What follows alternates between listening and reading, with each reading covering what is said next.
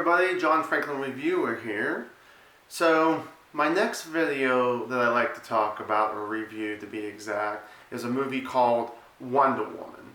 Now Wonder Woman just came out not too long ago on DVD, and of course that's what I'm holding up is the DVD. Now I heard nothing but good things about this film, and just like The Fate of the Furious that I actually reviewed, that I unfortunately missed this one at the theaters too, which I really wish I got a chance to, because even, like, I don't know, a few weeks ago before it came out on DVD, they even brought this movie back at the theaters. When they do that once in the blue moon, that really means that that movie is really that damn good. Now, do I agree with that? Well, we'll talk about that in a moment or two here. So anyways, what exactly is Wonder Woman about? Well, first off, Wonder Woman is technically the first DC movie, you know, with its origin story and all that. And technically, this is the very first Wonder Woman that has ever been on the big screen. Now let's talk about what it's about. So they show Diane when she's real little. And the thing is, of course, she wants to be a fighter. Then they show her when she's a teenager for a few minutes or so. Same thing. Really wants to continue fighting and fighting for her, you know, for her Amazon. She wants to be with them, not be one of those, I'm just a child and I'm innocent and all that kind of stuff. I think that comes later.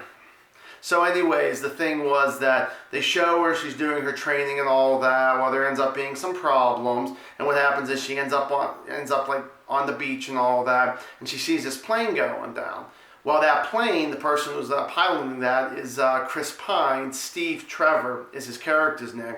Well, she pretty much saves his life there, and that's pretty much kind of where the story actually goes on there. What happens is not too long after that, those two end up traveling to jolly good old England, where she says it's hideous. So, and the thing was, right off the bat, I gotta say that our main actress here, she was really good in this film. I know people have questioned her. I was one of those people too. I didn't really know anything about her. I knew she was a model, but that's all I really knew about her.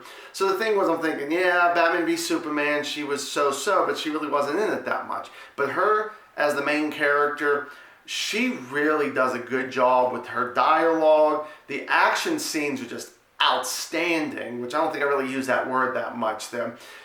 Everything about this movie was nearly perfect. There's no such thing as a perfect movie. And some people might think, well, they're guilty pleasure movies, could be perfect movies, but there's no such thing as perfect. There's always going to be something you don't like about the film there. Let's get to Chris Pine here. Oh my God, his one-liners. Every single joke hit for me. I laughed every time this guy opened up his mouth. But when there was a one-liner, when it was serious, no, we're not supposed to be laughing at that. But I really enjoyed his humor, enjoyable, fun, just his dialogue, just everything about it was really fun. But another person I want to talk about briefly is Steve's secretary, Ida Candy or something like that. I apologize, I think I screwed that name up there, her first name. You know, you only see her in a couple scenes. I feel like you see her in the trailer, but I gotta be honest, some of her scenes in there were fun too. She was the straight man or the straight woman in this. Again, small couple scenes or anything, but she was fun to watch, and I wish she was in it a lot more. The chemistry between Wonder Woman and Steve, or should I say Diane, they never call her Wonder Woman. If you've never seen the movie, or you go back and watch it again, they never say Wonder Woman one time. But between Princess Diane and Steve, the chemistry is perfect.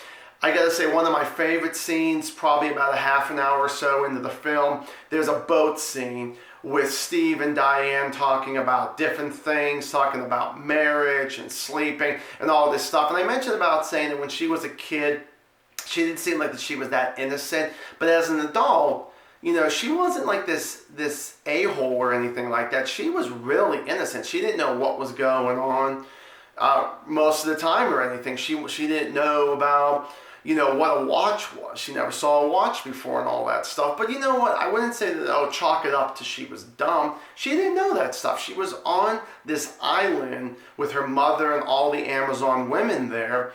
And what else was there? You know, what else were they supposed to learn? They were supposed to fight. That's all it was supposed to be. She wasn't supposed to learn, She did learn some stuff, I'll say, through books and all that she talks about on the boat and all that, but I gotta say that really she didn't know a whole lot of stuff except kill, kill, kill, fight, fight, fight. And she kept talking about Ares, the god of war. I'm gonna fight him, I'm gonna kill him, I'm gonna fight him, I'm gonna kill him.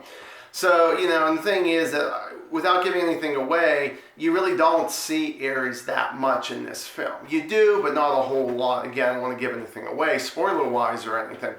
But this was, like I said, nearly a perfect movie. What is it that I did not like about the film?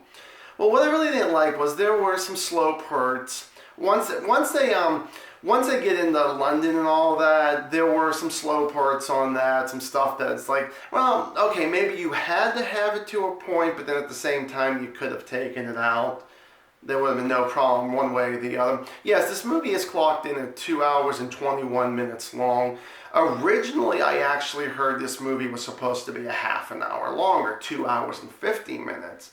The movie was really fun. It was really unique, I gotta say. Yes, a lot of people I can see comparing this to Captain America, the First Avenger, because again, Steve Rogers just being that sweet, innocent person. He still was throughout these. So the thing was that I definitely have to say I recommend this film. Definitely enjoyable. If you haven't seen it yet, you have to go rent it. Or just what I did was I didn't even rent it. I just decided to buy it because of how good it really was. So hopefully you guys enjoyed my review of Wonder Woman. I'm kind of curious for the people out there who have already seen it or haven't seen it yet. What exactly do you think? Did you like it? Did you not like it? And for the people out there who hasn't seen it yet, I'll be curious what you think about it after you do get a chance to see it. So thank you guys so much for watching another movie review. This is Wonder Woman. And I also want to add real quick, I want to say thank you for the people out there who've actually been watching my little Lego shorts I've been doing. Just a little fun thing I've been kind of doing on the side here because I haven't really got a chance to make it to the movies that much. It seems like I'm doing a lot more on DVD now. So I want to say just kind of a little extra there. Thank you guys so much for watching my little Lego short so far. I have part 1 and I have part 2 out called The Day Off. So I thought it was really fun making them and really enjoyable. And soon enough, I'd like to come up with a behind the scenes on that. Okay, so thank you again, guys. As always, stay awesome.